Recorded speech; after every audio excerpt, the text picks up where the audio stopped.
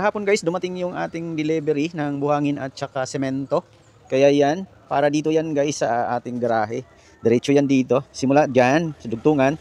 At ididiretso natin yan dyan hanggang gate. Aywan ko lang guys kung magkakasya yung ating semento kasi 10 piraso lang yan para dito sa ating opisina sa Pinagpala. Kaya yan, mamaya solo flight akong gagawa dito.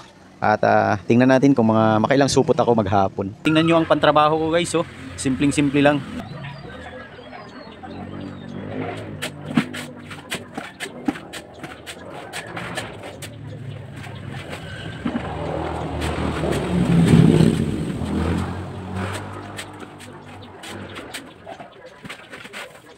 Yan guys, bago tayo maghalo, linisin muna natin yung tatamaan ng mga gagawin nating halo, buhos dito sa mga halaman na to. Alisin muna natin at ilipat natin sa kabilang bangers.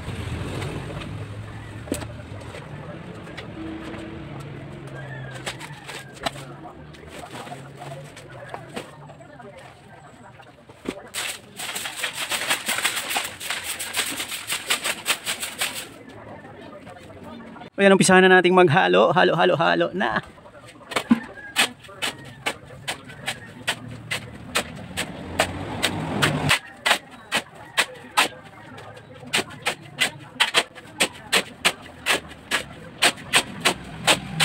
Nahalo na natin, bibiyakin na natin.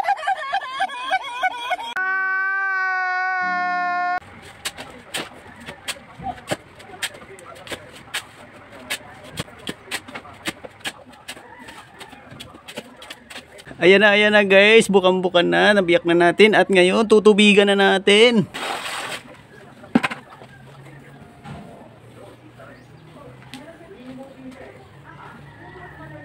Ayan, kulang pa ng tubig, dagdagan pa natin para dumulas ng dumulas talaga siya.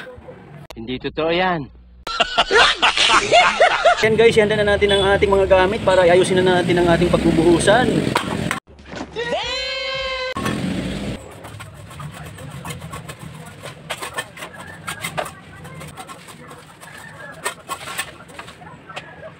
Tapos didiligan na natin guys para lumikit na siya sa lupa, ang semento.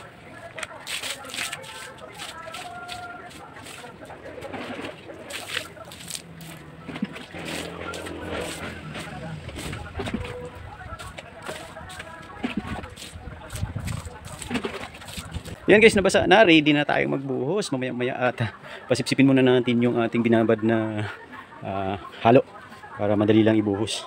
Siguro maliit lang to kasi isang supot lang muna ang hinalo natin. Ayan, pwede nang haluin at sigurado na yan, sipsip na yung tubig sa halo. Ang unti lang pala ng isang semento, dapat pala ginawa akong 2 semento. Ayan, mukhang isang kabig ko lang yan ay tapos na dito kaagad ang ating pagbubuhusan.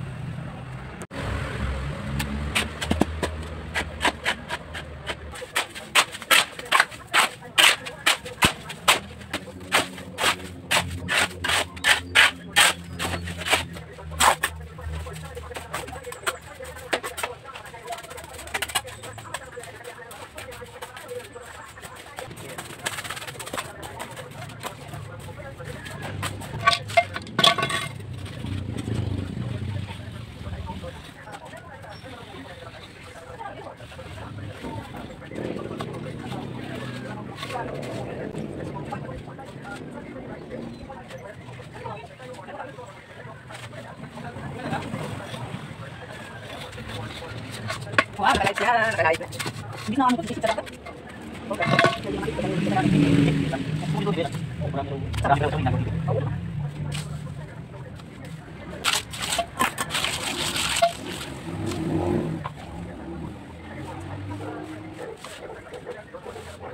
Ayan guys, natapos na natin yung part 1. Isang supot ng semento ang inabot, kanyan lang.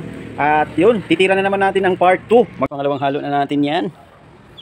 Yan guys, pangalawang halo na natin yan. Kapag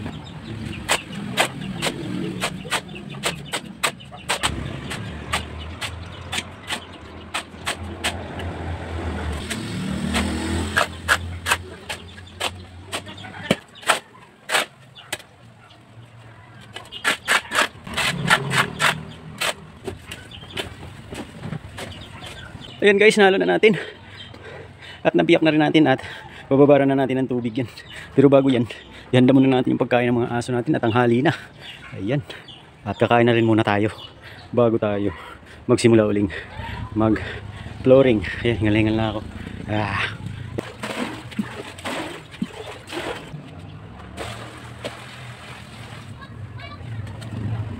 Ayan na guys, inabot ng 2 sako ng semento.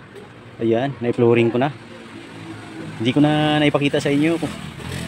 Diretso na kaagad yung natatapos na, kaya nalubat ako eh.